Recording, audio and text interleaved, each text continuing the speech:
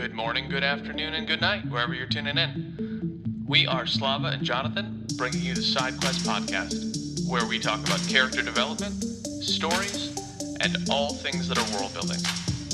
And we occasionally take side quests, because, frankly, that's how conversations work. Just as a reminder, this whole show is spoiler heavy. So sit back, tune in, and join us on this episode of Side Quest.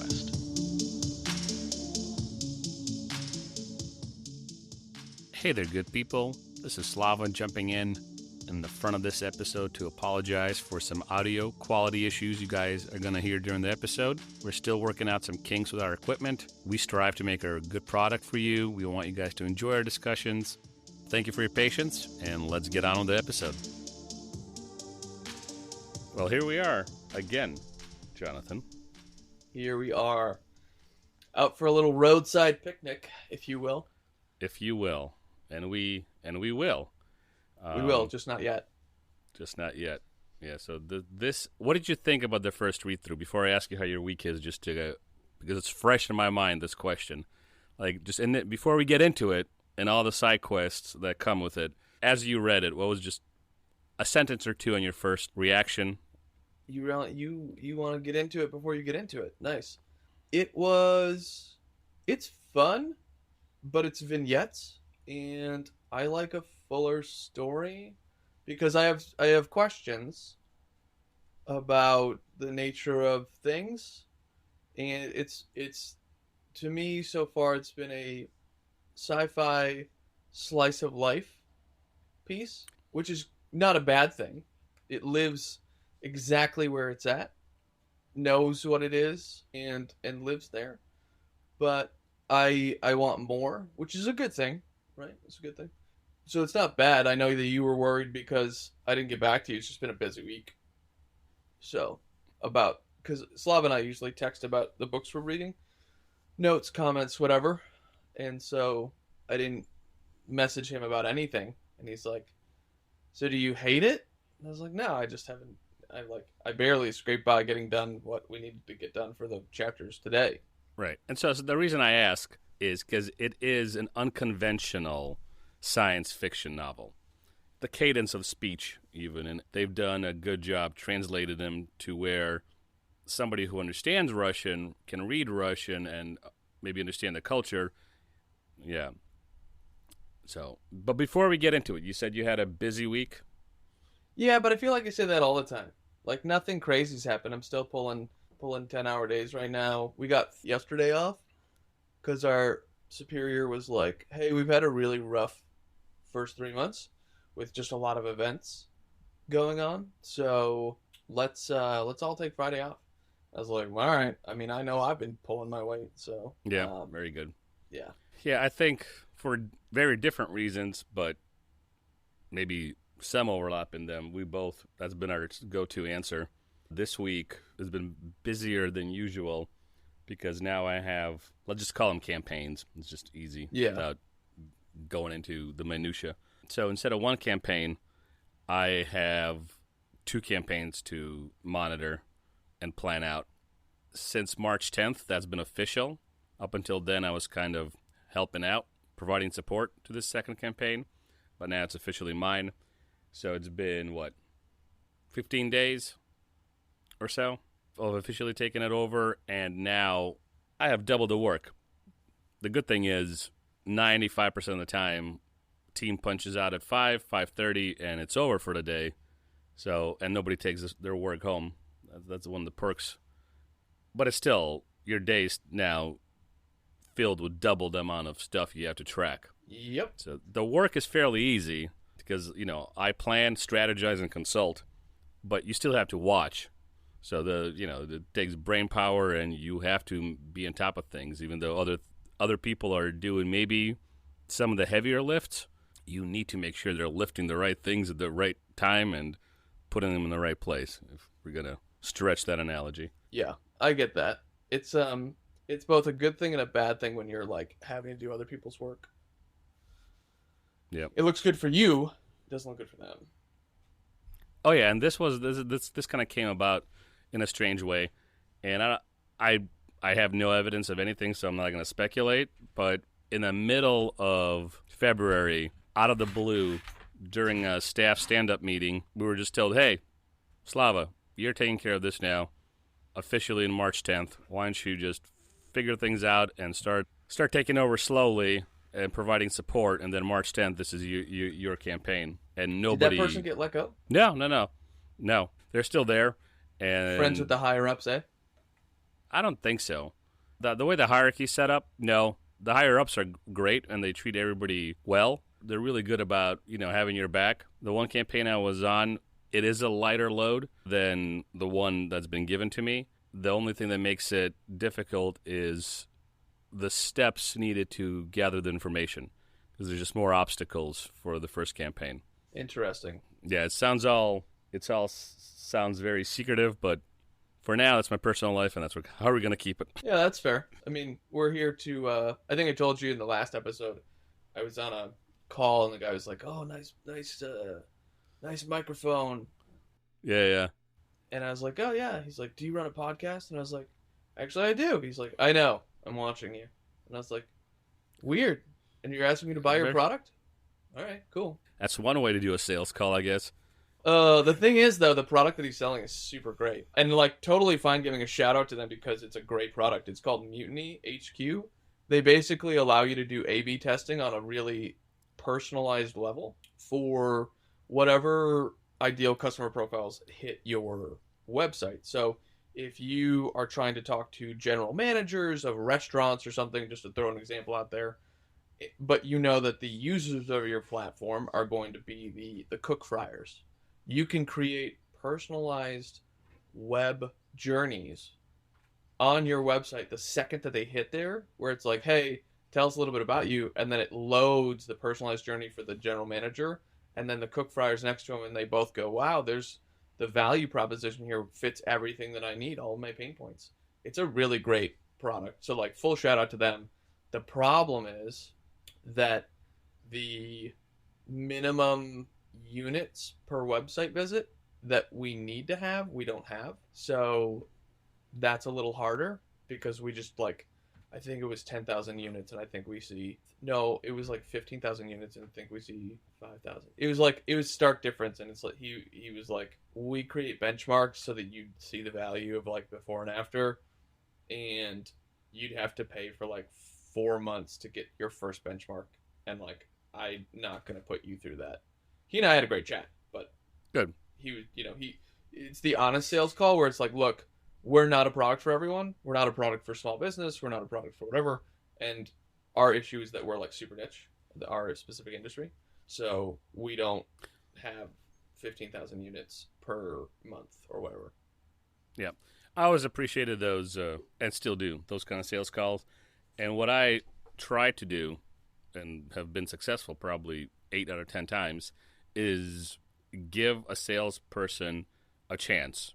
And then in the middle of it, in the beginning or the end of the call, wherever it's necessary or appropriate, would be listen, I'm happy to make this connection, but this product is not for us because we can't afford it. We don't want to pay for it. We don't need it. You've got the wrong guy. We are an association. We are a truck stop, or we are a McDonald's, and we don't need snowplows. Whatever, the heck is being sold. Right. So I try to give, because sales is unless you really like it, to me, it feels like a hellscape. I wouldn't want to do it. But I always try to give a salesperson some time, because if not for anything, just to make a connection, a networking connection. It's funny you say that. So he and I, he early on, after he showed me the demo, he's like, hey, I don't, and heard the units. He's like, I don't think that we can help you out here. And, he's just being super honest. And I was like, that's cool. And then we were talking about marketing and stuff. And he's like, can we keep in touch? Because I kind of want to steal you over to our company. And I was like, that's the second time I've heard that in the last month, which is a good feeling. It happened at the trade show too. This vendor, this woman who works at one of the partners, that's what we call them. Partners came up and was chatting with 2 of our sales guys, and she's like, oh yeah, really love your booth, blah blah blah.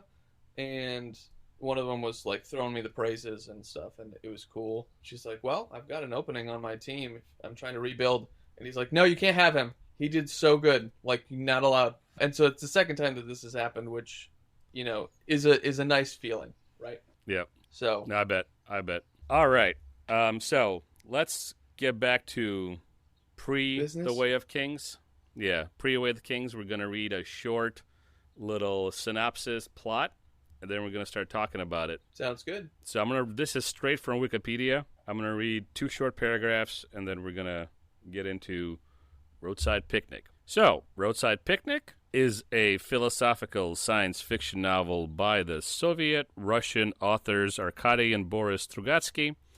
It was written in 1971, published in 72, and it is one of the brothers' most popular and most widely translated novels outside the Soviet Union. As of 2003, I guess this is when this Wikipedia article is written, the brothers have counted that their book has been translated in 22 countries and has had 55 publications. I don't know how they count those 55, but there it is. So, yeah. They usually count in Russian. Yeah, they do. So it's double the regular numbers. Where are we here? Yeah. So the novel is set in a post-visitation world where there are now 6 zones known on Earth that are full of unexplained phenomena where strange happenings have briefly occurred, assumed to be visitations by aliens. So governments and the UN, fearful of unforeseen consequences, try to keep tight control over them by preventing leakage of artifacts from the zone. But a subculture of stalkers, scavengers who go into the zones to steal the artifacts for profit, has evolved around the zones. This novel is set in and around a specific zone in Harmont, a fictitious town in an unspecified English-speaking country, and follows the protagonist over the course of 8 years. There it is. And in this episode, we'll cover the introduction, first and second section. So you thought it was a little lacking. You wanted more. You were saying in the beginning of our chat here. It's not.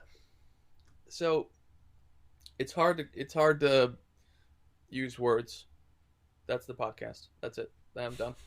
It's not a roadside picnic. It's just hard to use words. So it's lacking in the sense that the book isn't long enough, because I'm used to people at least giving me a little more. I'm so inundated with progression fantasy these days, where, oh yeah, they'll drop a note about, oh, this is how the power works, or this is an item, or blah blah blah, and then you know that you'll get at least a little more about that later. But that's not the type of book this is, which is fine, but it's my current preference of, I want you to take a piece of the story, and then if you're going to drop it on me, like, expand it. And so it's not bad. This is just it's a good critique where it's, you know, there's not enough content. So I got through intro, chapter 1, chapter 2. And frankly, it took me like half of chapter 2 to realize that we were still talking about the same character from chapter 1, because there was such a time gap. And I was like, isn't that the woman at the end of the first chapter who, and then like, did they get married? Because it sounds like his name is different, or like his nickname is different, or something like that. So that was a little confusing. But also they're introducing a new thread where we're following this other scientist or whatever, because yeah, it's just interesting where there's new threads being pulled in, but I know that it's a 4-chapter book, and so, or 4-section book, whatever. So I'm just like, I don't think that I'm going to be satisfied the way that I'm satisfied with other books. Now, granted, this is Russian, and the only other Russian literature that I've read was The Witcher. I read 5 out of the 7 books.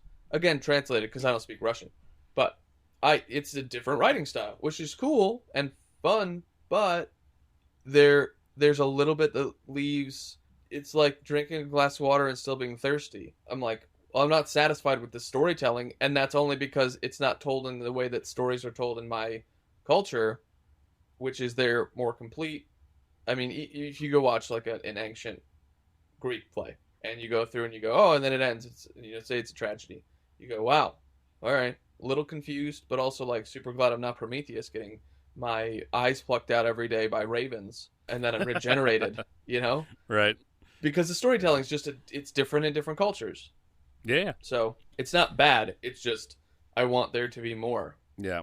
No, for sure. I mean, for sure. I like it because I like weird novels like this. The content's good. There's just not enough of it. No, I get it. Fair critique. So, before I get into what I want to read to you, this is a setup for what I want to read to you. Then maybe we can go on this side quest. You gonna touch me in at the end too? I'll even sing you a lullaby. Aww. So, what are your Better thoughts? be in Russian. So, what are your thoughts on the aliens' visit and the human reaction to it? So, it's a little bit different than your usual sci-fi, right? Yeah. Because I think of something like mainstream, very popular, like Independence Day, right?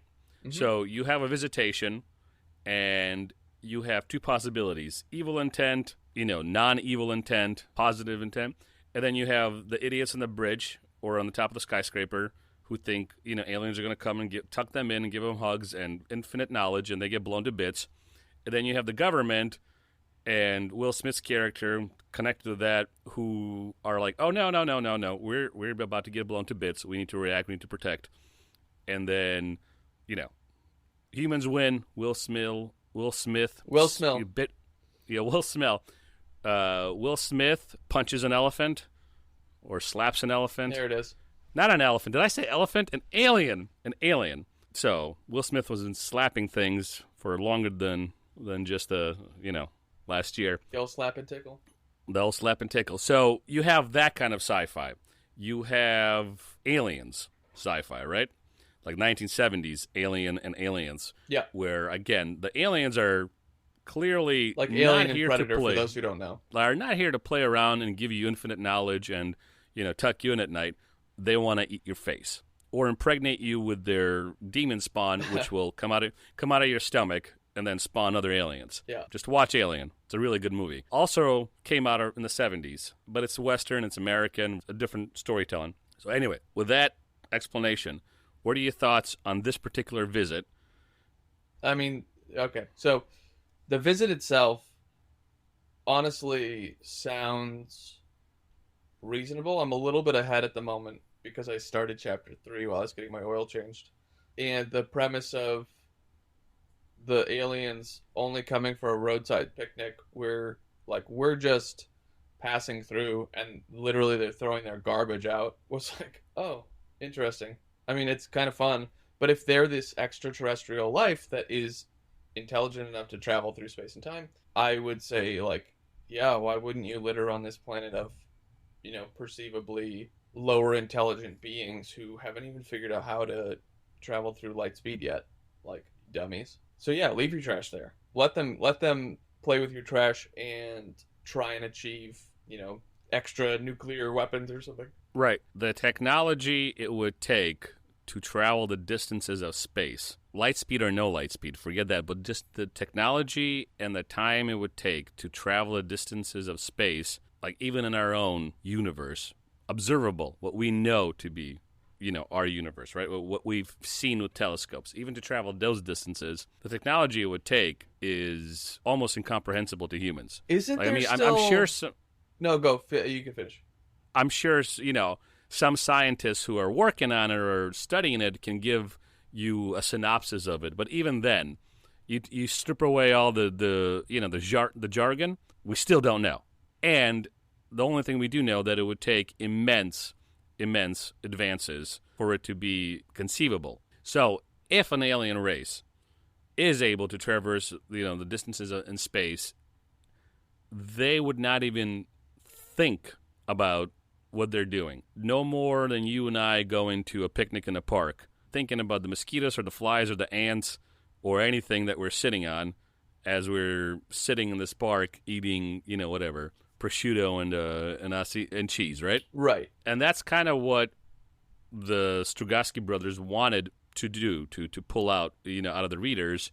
This is what they wrote. It's a book called Strugatsky and Strugatsky, published in 2007. This is a quote from it. We are most interested in the philosophical and sociological aspect. How will the relationship between humanity and alien civilizations develop as soon as contact is reached? What are the possible ways of developing contact? What are the likely consequences of contact for humanity? for its science and technology, for mass psychology, for history in general. So that's the questions they were trying to answer. And the answer they give in the book is it wouldn't matter at all. Like, it would be a passing thing for the aliens. And for us, we might go nuts as humans and give value where there is no value. Like, if an ant was sentient enough to realize that, wow, there's a beer bottle cap must be given to me by gods, or these tall giants that were just sitting here, and ascribe some sort of value to it, when in reality, it's just a cap from a beer bottle. It has no value whatsoever. It holds a different power source because of these alien entities or whatever. This, I'm trying to look up right now because I thought that we, at the extent of our human intelligence, didn't we ship out a spaceship in the 70s? Is it the Voyager? It's the Voyager, and Voyager message is carried by a phonograph record on a 12-inch golded copperplate disc containing sounds and images selected to portray the diversity of life and culture on Earth. Launched in 1977, both Voyager spacecraft began a historic journey, and each carried a unique time capsule along with them. That's from NASA's page on the Voyager, landing page on the Voyager. Bold to think that we think aliens have phonographs. All right, cool.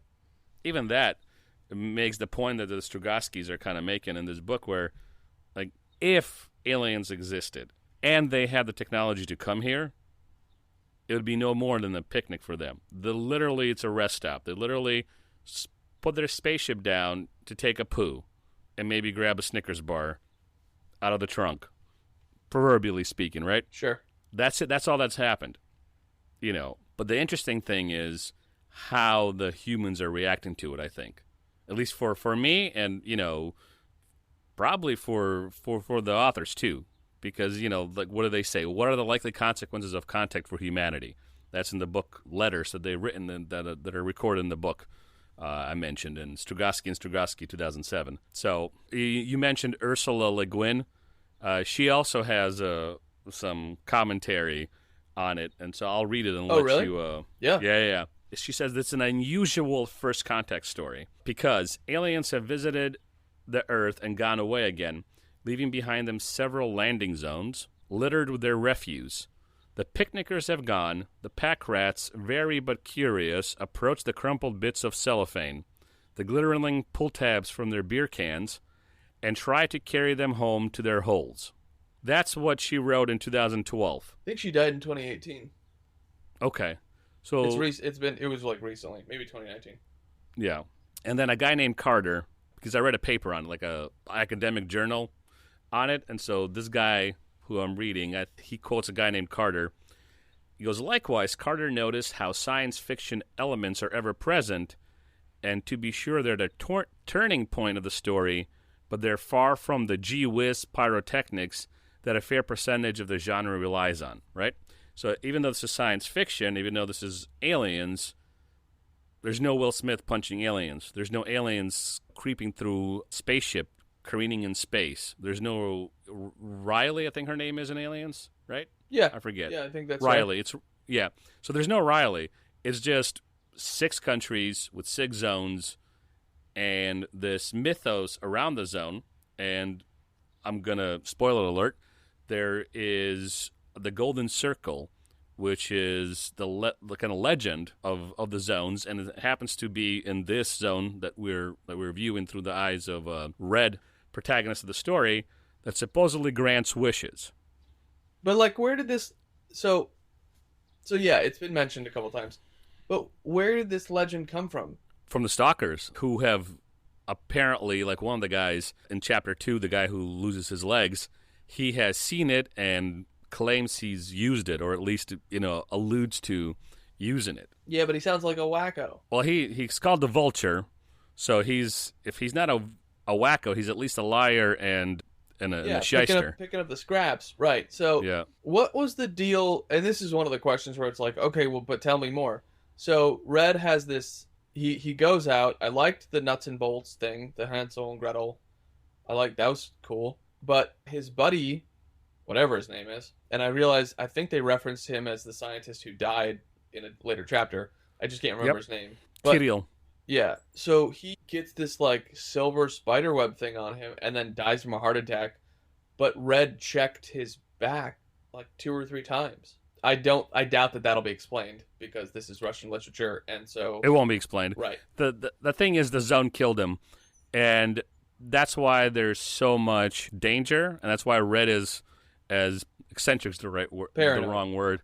He's so paranoid, but Properly paranoid. Yeah, properly paranoid because he has seen weird things happen in the zone, and the nuts and bolts, the Hansel and Gretel thing. That's because you step in the wrong side of a road and you're dead. And Sorry, keep going. That spider web is exactly it. Because the zone is radioactive with whatever the aliens left, there's time even feels different in the zone. Yeah. Some of the laws of physics are kind of upended in the zones. I mean, that kind of answers the question I was going to ask about the trucks and the gas container thing, where one's fully rusty and the other ones are just getting newer. Yeah. So whatever was left over is probably more than just refuse, right? Maybe it was from the spaceship's jets or propulsion system, fuel or something. The fuel is so different than anything that we know on this planet. It has altered the landscape to such a degree where even time is affected. Red knows that it was the spider web that killed Kirill because everything there is poisoned or toxic. Yeah, right. And so you have to be careful not to touch even walls or even step on certain parts of the road because, like that nut that was pulled into some sort of black hole. Yeah, pass beyond the veil of whatever. Yeah. So it's a road 2 inches away. You're stepping on the same rocks, the same pavement, and you're doing fine. 2 inches to the other side, you're getting sucked into God knows what. Does he, though? Does he know? Does he know exactly? No. But he only knows the danger that these things possess. Now, beyond the immediate, what he can immediately see and observe, he doesn't know where those bolts went. And I don't think it was in the Strugatsky's head that these bolts go into a third dimension or a literal black hole. It adds to the suspense and the eeriness. But at the end of the day, it's just an upending of the laws of physics, but in a really small space. Not like the whole zone is now all jacked up. It's just these 4 inches of the zone are somehow messed up, and they eat bolts. And if you step on that, they will eat you too. So it's left unexplained. There's no details given to how those holes work. You're just supposed to wonder. And the whole point, I think, this is what would happen if aliens came. It wouldn't be the Ridley Scott version. It wouldn't be the Independence Day version. It'd be this. They would take a poo, eat their Snickers, and move on, and humans would be left with the aftermath. It's a very Russian take. Yeah. And there's more to it, right? There's also questions. And it's very Russian. This is very Russian, too. And this is from the paper that I found on Juster. So what do people need to be happy, and what role do the government and technological development play in that need? In Roadside Picnic, happiness is a measure of self-preference. The protagonists reach their own epiphanies about what the future needs, be that the next step in human evolution or the general wish for freedom and happiness, whatever that means to each protagonist. There is an allusion to the idea that the future does not yet exist, thus implying that it is susceptible to change. And that's a separate side quest for us, maybe the next episode, because now we're really getting into Section 4. But all this is being built up into what we're reading, too. Because even why does Red rat out the guys who want to buy the Hell Slime in Chapter 2? He rats out himself, too, and goes to jail. Is so that what happens? That's what I remember happening. Let me bring up the chapter summary. All right, so here it is. So after he comes back from the zone with Burbridge, who has his leg melted off or made into rubber. No, Redrick is... We have both legs. Both legs. Both legs, yep. Yeah. So then you get the vignette with him and the wife and him playing with his daughter. And then Redrick meets his clients in a hotel room, selling them a fresh portion of the zone artifacts. Because remember, Burbridge gave him all the artifacts to save his life. Yeah. But what they're really after is Hell Slime. It is hinted that they want it for military research. Redrick claims he does not have it yet and leaves. Shortly after Redrick is arrested, but escapes. He then contacts his clients, telling them where he hid the slime sample that he had smuggled out previously. Redrick insists that all the proceeds from the sale be given to Gouda. He realizes that the slime is going to be used for some sort of weapon of mass destruction because he realizes these are government folks, but decides he needs to provide for his family. And he gives himself up to the police. And this all happens around the bar where he realizes Kirill is dead and he punches the guy who he thinks insults Kirill's death or, makes light of it. Yeah. All that happens around this, and then you get a little vignette with him arguing with the landlord. So all these things are happening, and that's maybe where your confusion comes in. But overall, at the end, he gives himself up to the police, and then he serves his sentence. Red is first a stalker, then he serves 6 months, then he gets a chance to work for the institute, which studies this stuff. So now he can go into the zone freely and help Kirill find stuff. But then Kirill dies, and he's still kind of on the side as also a stalker, because a stalker is always a stalker. And after Kirill's death, he has like an epiphany, I guess, or something, some kind of change of perception. And that's where those philosophical questions, the Strugatskys, are put into section 3 and 4. 4 specifically will make more sense as to why Red is thinking about all this. Because he has a daughter, she's normal and smart, but she, looks like a little monkey because she has just blonde hair all over her face. Yep. And he has a good like wife. Wolf Boy. Yeah, like Wolf Girl. Yeah, he has a good wife that, despite his shortcomings and terrible characteristics and his dangerous lifestyle, still loves him, still kept his kid, who turned out to be with birth defects, like it was as said the that she would prophecy be. foretold. As the prophecy foretold. So he has a really good wife, and in the movie, which is funny enough, deviates, also called Stalker. And for those of you who want to watch, this is my word for it, I might be misapplying the word. If you want to watch high cinema, like very cerebral high cinema out of Russia, I would watch anything by Andrei Tarkovsky, specifically his movie Stalker, which is based on this book. But from what I was able to ascertain in reading the papers I read and reading some synopsis online, preparing for this episode, is the Tarkovsky and the Strugatsky brothers have the same relationship as Kubrick and Stephen King on The Shining, because there's very little bit from the book that made it into the movie, except some of the philosophical questions about that machine, the wish-granting machine, the golden circle. But even the end is different. I won't spoil it because this episode's not about the movie, so go watch it. Stalker. It's really cool. But again, very different than the book. And from what I was able to ascertain from my little bit of research, is the Strugatskys didn't necessarily hate the movie as much as King hates the movie that's based on The Shining. Although, from what I read about that, even he's come around a little bit. But they were not pleased with the ending because they felt it lacked. I'm paraphrasing. They felt it lacked courage because it was so ambiguous, such an ambiguous ending. And they said that's the problem with cinema. You can get away with being ambiguous and not answering the question more forthrightly that you're sitting in. Do me a favor. So whatever. Do me a favor. So, I'm sure that their interview was in Russian. This is what I read in some academic papers because there's academic papers on this book. Yeah. I wanted you to tell us that in Russian, there's no courage. There's no courage here. Yeah. Bibbidi bobbidi boop. Well, if you let me see if I can look up the quote at least in English, so I'll do it some justice. I didn't know King didn't like The Shining. Yeah, because it's such a deviation from King's work. I haven't read The Shining, so I don't know. Yeah, I read, well, like we talked about when we did a Stephen King episode, we talked about this. I said I read about 3 of his books in full. Yeah.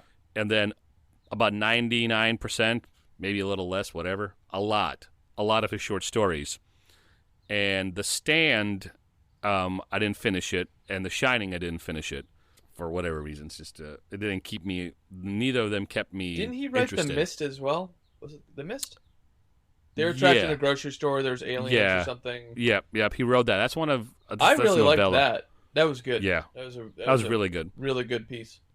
Yeah, and that the movie did a justice to the book. I meant I've seen the movie. I haven't read the book. Okay, well, It that's was one good. that he's not. It was good. Yeah, it was really good. Man, I love Kubrick. He was so good. Yeah. Oh, side quest on Kubrick. You know how there's this legend, and it's partly About how true. he died?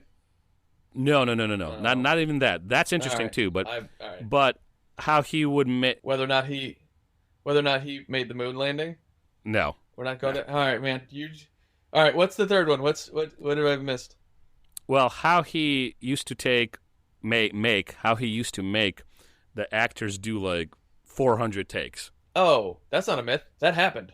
He did that. The myth behind it is that he was a perfectionist and he really wanted to get be just the right kind of type, and he wouldn't sleep at night unless it was exactly like he wanted.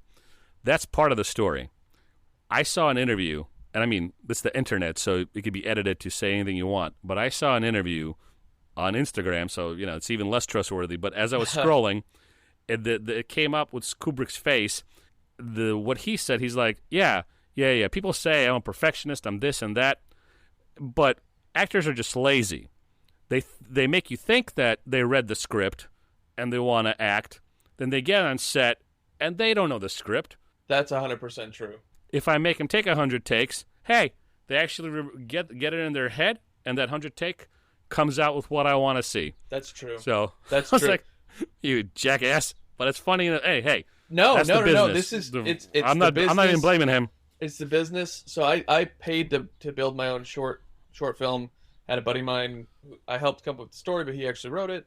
And day of, the lead actor comes on set and he can't remember his lines. And I was like, bro, what is going on? We've been over this. We did rehearsals. Like, he's like, I know. I'm in 4 different productions right now. And I was like, you told me that you had time for this. Well, yeah. And I was like, you need to get your shit together, because I don't have money, because I'm paying for everything. I'm paying for people to be there on set. I'm paying the actors just a little bit of money and covering gas money. I'm getting all the food. I'm like making sure the extras are taken care of. I'm renting out the space. And I was like, I don't get a second day. So get yourself together. And I never ended up cutting it together because it had more problems than I was comfortable with in actually releasing it. And I think I was insecure on that. But I was so frustrated because he told me, and we talked about this, and we did rehearsals. We literally did rehearsals. I was just so frustrated. I was like, you told me that you had time for this. You told me that you would prioritize this, and you didn't. And it's disrespectful to me, to the other actors, to the extras, to the crew. It's literally disrespectful. Anyway, that's my rant. Yeah, when I say, haha, you jackass, I really don't mean any disrespect to Kubrick, because I think it's funny. Because, you get a lot of self-entitled, because we met some of them. Mm-hmm. So Jay Leno, I just saw a thing from him recently where he was talking about when all that NBC stuff happened and him and Conan O'Brien, whatever. But he has this moment where he's like, how many of you think I should take a pay cut so that we can keep the crew? And, everyone raises their hands. The pay cut was $15 million. And he was still going to make 15 for the year. Like, okay, so he took a 50% pay cut so that other people could keep their job and then keep the Tonight Show going. You get 1 year of making 30 mil, and I'm sure it was more than 1 year, right? Like, probably at least 2. But it's like, take the pay cut, man. Like, you're not doing this for the money. You're doing this because you enjoy it. Like, and if you are doing this for the money and you literally can't, like, keep a budget, then that's a different issue that you should deal with. But if you can't afford food or your house because you're only making $15 million, you got problems, bro. Yeah. Like, Yeah. This is not $50,000 a year versus 20, where that will freaking affect which is and that's still pretty steep, even 10 years ago. Yeah, because that will affect you paying rent in the cheapest neighborhood. $15 million, you're doing just fine anywhere. Yeah. But I found that quote by Strugatsky's about the film, specifically about the ending. Is there a second book to this? Probably not. It was published in 1972, and in subsequent publishings, it came out with a second, novella, second short story attached to it, which was called The Tale of the Troika. And Troika is a train, really, I think, if I'm not mistaken. I don't know what that means. I don't know if it's a follow-up to You haven't read it? Roadside Picnic. No. Never read it. But anyway, here's what they had to say about the ending of Stalker, the movie based on Roadside Picnic. The fact is that the ending, which is good for the story, the so-called open ending, that's what's in the movie, because it's ambiguous, is bad and even worthless when it comes to cinema. Cinema is crude, simple art that does not allow for omissions and double interpretations. That is why we fought for so long trying to find the ending at the same time, both strong, spectacular, and significant, deep in meaning. In my opinion, we could not find such an ending, but what turned out for Tarkovsky was quite fine with me. It turned out, in fact, an open and at the same time successful ending, a rarity for cinema. So part of it is they're like, we don't like the open ending, but it turned out fine for him, is what I get from it. So there's maybe I overstated it in the beginning, but I guess it's maybe a love-hate relationship for them. Interesting. It must be a weird feeling to have a book that you publish. It goes well, and then someone's like, I want to make a movie out of it, and they make the movie, and then you're like, Maybe I misread it completely. I might have to... I retract my previous statements, because now that I'm rereading the little bits of pieces in the paper, it's noted that Tarkovsky decided to change the plot. By sacrificing professor and writer in the zone, the stalker receives wealth of his instead of his daughter's health, cursing his subconscious desire to get rich. In the last version of the script, as in the film itself, none of the characters enters the room of wishes, startled and powerless, they return from the zone empty-handed. And so that's what Strugatsky comments on. I can't even say... I kind of overstated it, because the ending in the book is what's open. So I screwed that up, but we've been going for an hour now. So any final thoughts on part one? No, just the vignettes thing that I mentioned at the beginning, which is fun, but feels more like a short story than a novel at the moment. And it's pattern recognition, right? So like if you have ever seen Paris Je T'aime, it's like 18 short films all around the same theme, which is falling in love in Paris. Okay, cool. Or you've read an anthology where it's all around the same theme of dancing in the wind. And it's, 37 short stories on that theme. And they're all going to be different from all different authors. Okay. So to me, when you do a bunch of vignettes, and I realize that I think my main takeaway is just like the storytelling's different and it's translated, which leaves something to be desired, I'm sure.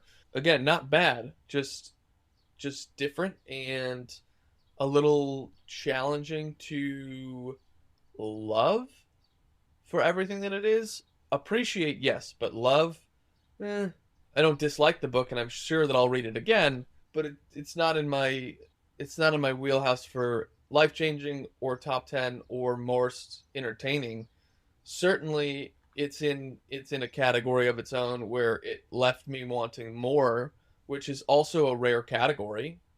And it's a good category to be in, but I don't like when authors don't follow up with good stories that don't have series attached to them, because there's a desire for more. And call me a fat prince consumer, whatever you will, but if it ain't broke, don't fix it. No, I get you. Well, here's another quote real quickly. So the one I just read, where I realized as I was reading it I might have overstated how the Strugatsky brothers felt about Tarkovsky. Here's another quote about the adaptation and about the difficulties of adaptation. So this is a year later. That quote was in 98. This is a year later. Boris Strugatsky writes in 99, the main difficulty was that Tarkovsky, being a filmmaker and also a brilliant filmmaker besides, saw the real world differently from us, and he built his imagery world of the future film differently than we, and as a rule, he couldn't convey to us his own purely individual vision. Such things cannot be verbally processed. No words have been invented for this, and it's impossible, apparently, to come up with such words, or perhaps to invent them. Therefore, in their adaptation, the Strugatsky brothers decided to freely approach the work of Wagner, whatever that means. I'm not going to read any more because that's definitely off the track for this episode. Sure. But so I think there might have been a very diluted form, if I can apply that term here, of what King felt Kubrick did, but they realized that Tarkovsky was a world-class filmmaker, but he couldn't convey in film exactly what they wanted to convey in word. And I think that's going to be an unending back and forth. Yeah, that's an unending writers battle. And filmmakers. If you are writing a book and you want it to be a certain way, then go take your film rights because it's your intellectual property and go make the film. Like, I'd be sure you can give the critique, but I don't think that it holds a whole lot of weight, because if you have a successful book, then you should have the money. Or if you have a successful book, you should be able to raise the money to do it. And then maybe you have him come on as a producer because he knows all the techniques and the whatever and like blah, blah, blah. But like I don't see a whole lot of justification for successful people complaining about how their book was turned into a film. Yes, 100%. I don't have any sympathy for King's, complaints either.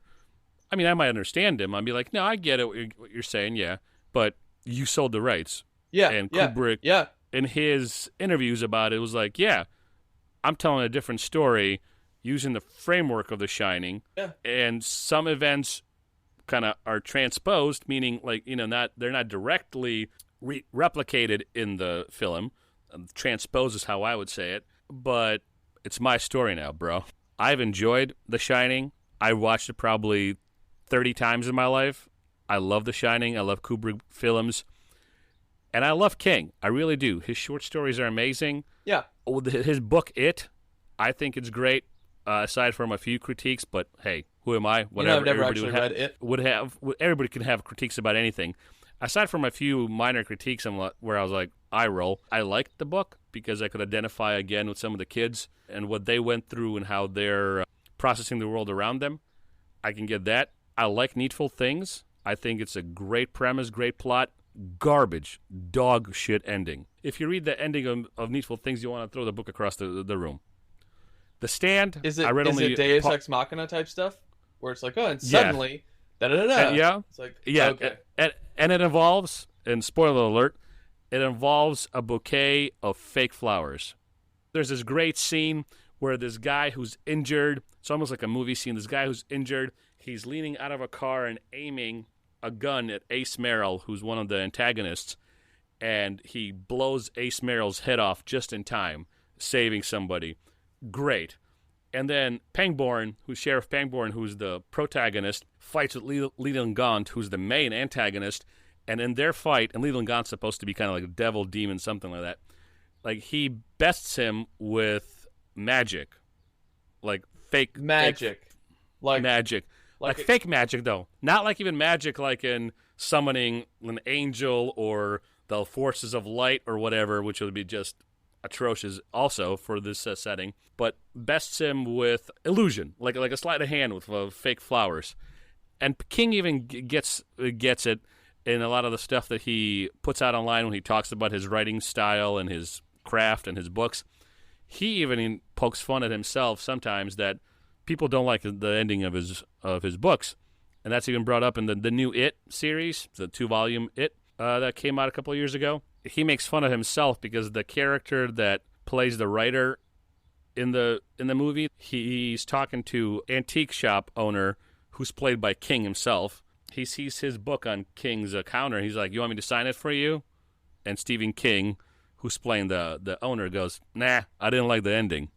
So at least he's self-deprecating about it. I still have a copy of Needful Things because I love the book, and I just know and I read it like 2 or 3 times. But I know when I get to the ending, I'm like, okay, Sheriff Pangborn, let's do this. Obnoxious. Yeah. Anyway, I still like King. He's still a good writer.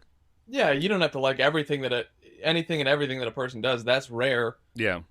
That's super rare. I mean, yeah. And as much as I fanboyed about Sanderson, like, listen, I've read 2 books by him, and maybe I'll think, if I ever get to Mistborn, maybe I'll think Mistborn is, complete No, Mistborn's trash. good. The one that there's contention on is Elantris. Yeah, I've heard that. Because it's his first published book.